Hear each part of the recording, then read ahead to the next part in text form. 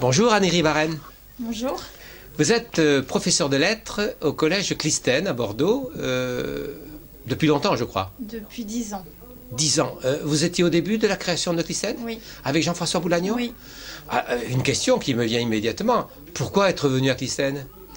Parce que je constatais qu'il y avait des choses qui fonctionnaient pas dans le système classique, parce que le projet m'a intéressée, parce que je pensais que c'était une façon d'agir et de pas être dans l'impuissance, voilà. Et puis j'étais emballée par une expérimentation.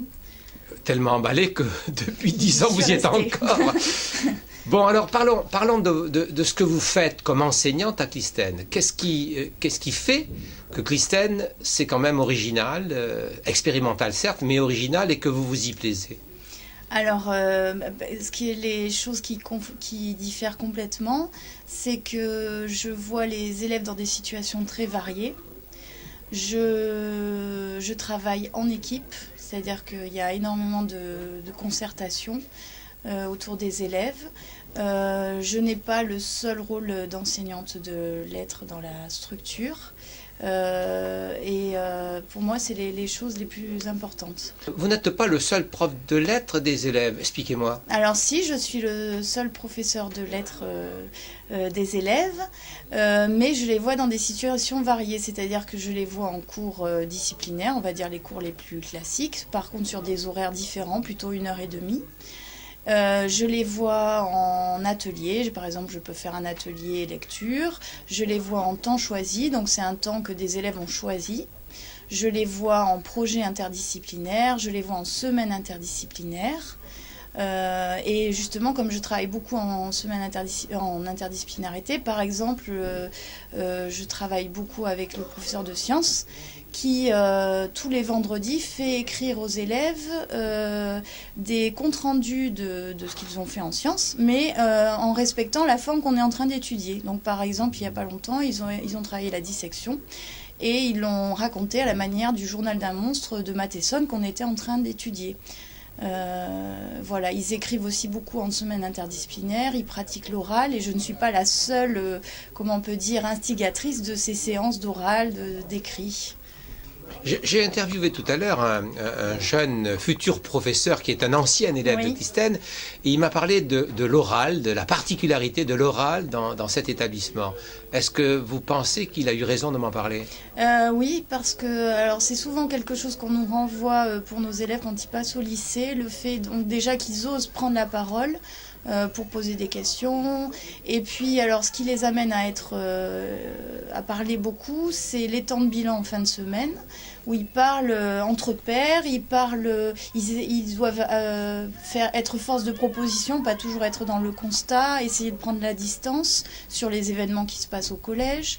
Ils ont des semaines interdisciplinaires qui se terminent toujours par un oral, donc ils sont habitués à parler de leur travail, à le présenter, donc c'est vrai que c'est une part très importante du projet. Mais est-ce que l'oral, la place de l'oral empêche que l'écrit ait toute sa place? Non, alors déjà l'oral peut avoir une incidence sur l'écrit, c'est-à-dire que plus on est amené à justifier, à argumenter à l'oral, plus on va savoir le faire à l'écrit. Je dirais pas qu'il y a moins d'écrits, il y a plus de situations variées d'écrits, peut-être de situations concrètes, parce que quand ils produisent, ils savent que leur travail va être gardé, va constituer un projet, donc il n'y a pas moins d'écrits, mais il y a beaucoup plus d'oral. Alors, j'ai appris qu'il y avait un donneur de parole dans la classe. Oui. Est-ce que votre mission, vous l'avez déléguée à quelqu'un d'autre? Alors non, parce que l'enseignant reste le garant de la circulation de la parole.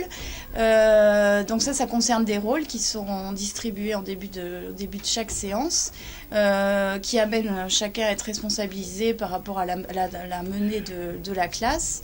Et donc c'est aussi avoir recours au hasard, c'est-à-dire qu'on tire au sort aussi un élève qui doit parler. Un enseignant parfois ne se rend pas compte, mais va peut-être souvent interroger les mêmes, ou pour aller plus vite vite, on a tendance à interroger l'élève qui va faire avancer le cours. Et donc les élèves aiment bien aussi que ce soit le hasard ou un de leurs camarades qui a pour consigne quand même de varier les élèves à qui il va donner la parole. Mais à tout moment, l'enseignant peut lui décider de donner la parole. Et l'élève qui propose des tests aux élèves existe aussi dans la classe? Propose des tests, alors ça peut arriver par exemple en le testeur des connaissances, oui. Donc ça c'est un autre rôle. Moi je l'utilise à chaque début de séance, c'est le fait de prendre le cahier et de poser des questions aux autres sur la leçon précédente. Ce qui demande déjà des compétences parce qu'il faut savoir déjà poser la question, voir ce qui est important dans la leçon. Voilà, ça c'est. Et ce testeur de connaissances prépare Non, c'est vraiment de l'improvisation. Oui, c'est sur le moment. Voilà, c'est le seul à avoir le cahier ouvert et les autres ont le cahier fermé. Puis ça permet de rappeler un peu ce qui a été fait. Voilà. Non, vous n'avez quand même pas le sentiment que votre mission est déchargée sur les élèves. C'est plutôt le fait que les élèves, entre eux, apprennent tout autant que si vous les aidez, vous, à apprendre. Oui, c'est-à-dire que là, celui qui pose les questions a un travail à faire, c'est savoir se poser des questions sur une leçon, c'est le fait de développer ces compétences-là, mais à travers une interaction et aussi un rituel aussi de début de classe. Alors, l'évaluation des compétences, comment vous la menez ? Alors, depuis le début, on travaille par compétences. En 6e, il n'y a que les compétences. En 5e aussi. Et après 4e, 3e, c'est les compétences et la note à côté. Bon, on a très vite eu recours aux compétences parce qu'on trouvait que c'était un diagnostic plus précis, qui pouvait aider les élèves davantage à voir leurs points forts, leurs points faibles, les points à travailler. Très concrètement, moi par exemple, quand j'évalue, je sélectionne très peu de compétences, 3-4 sur une copie que j'ai annoncée, et on les évalue par couleur. Donc on a 4 niveaux: rouge non acquis, orange en cours d'acquisition, vert clair presque acquis et vert acquis. Donc là, pour les 4e, 3e, ça ne s'oppose pas à la note. La note peut évaluer un grand nombre de choses, mais on va se focaliser sur certaines compétences. Et ensuite, j'organise ma correction en fonction des bilans. Lorsqu'il s'agit de décider du passage en classe supérieure, comment fonctionne le conseil de professeurs, le conseil de classe? Alors comment déjà, vous fonctionnez? on ne fait pas redoubler. Voilà, c'est un principe. C'est un principe. Alors, au tout début de Clistène, on a fait redoubler un élève, mais bon, finalement, ça n'a pas marché. De toute façon, toutes les études montrent que le redoublement n'a pas d'efficacité, voire le contraire. Donc, le principe, déjà, c'est qu'on ne fait pas redoubler. Et alors, moi, c'est une des choses sur lesquelles je souffrais le plus dans un établissement classique, c'est les conseils de classe. Parce que j'avais l'impression qu'on passait vite, qu'on était dans le constat et que c'était pas un conseil pour le coup. Voilà. Donc là, c'est une des choses dont je suis le plus fière à Clistène, c'est un conseil de classe, c'est un vrai conseil de classe dans le sens que les élèves sont présents, ils entendent ce qu'on a à dire et on s'impose donc de leur donner des conseils très précis.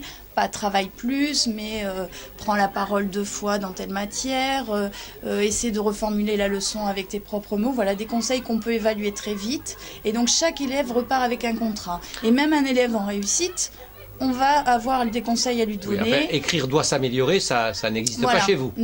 Non, parce que c'est trop vague et ça n'est pas évaluable. Il y a aussi une certaine distance à garder. C'est pas parce qu'on est une expérimentation qu'on est les copains des élèves, c'est pas du tout ça. Ils savent alors c'est vrai qu'on est davantage présent que dans un établissement classique. On fait plus d'heures de présence. Donc ils savent, c'est vrai qu'on peut toujours répondre à leurs questions. Comme on a des missions aussi éducatives, qu'on les accompagne à la cantine, il y a un temps d'accueil le matin. Donc c'est vrai que quand on rentre dans la classe, on les a déjà vus avant et dans d'autres circonstances. Et puis il y a plein de moments aussi où l'enseignant il est tuteur. C'est vrai, c'est un guide, donc soit tuteur dans le parcours scolaire, soit tuteur par exemple pendant les semaines interdisciplinaires, où ils sont amenés à produire quelque chose où l'enseignant n'est pas forcément le spécialiste. Lui, il est là pour veiller aux interactions, pour veiller au respect de la consigne, pour les aider à organiser leur temps, voilà. Le numérique, vous l'utilisez ? Alors, moi personnellement, Oui. je l'utilise, c'est peut-être pas là-dessus, je pense que je suis pas très innovante, non. Et alors, c'est un regret? C'est un regret, non, mais il a une place, mais c'est pas ce qui, pour moi, va tout changer. Mais il a une place, forcément. Il faut que l'école s'empare du numérique. C'est un de ses rôles. Donc, il a sa place, mais je dirais pas que. Enfin, je pense que j'ai des choses encore à apprendre là-dessus. Oui. Et est-ce que vous êtes renseigné pour savoir si vos élèves, je pense aux élèves de 4e et 3e peut-être, sont sur des réseaux sociaux? Oui, on en parle, bien sûr. Tous sont sur des réseaux sociaux. Les élèves y sont. Je parle des élèves. Oui, les les élèves sont sur les réseaux sociaux. Oui. Et, oui, Facebook, tout ça, oui, forcément. Oui. Et ça impacte le fonctionnement de l'établissement? Je pense pas forcément. Peut-être que ce qui impacte à la rigueur, c'est plus les portables, parce que à Clistène comme ailleurs, c'est quelque chose de très fatigant à gérer. Parce que, ça sonne aussi en classe? Alors ça sonne ou ça textote en cachette. Ça, c'est vrai que c'est une nouvelle chose à prendre en compte, ce besoin d'être toujours en lien avec les autres. Et c'est vrai que c'est quelque chose qui prend du temps. Du professeur? Du professeur et de l'élève. Et de l'élève, oui. Merci beaucoup, madame.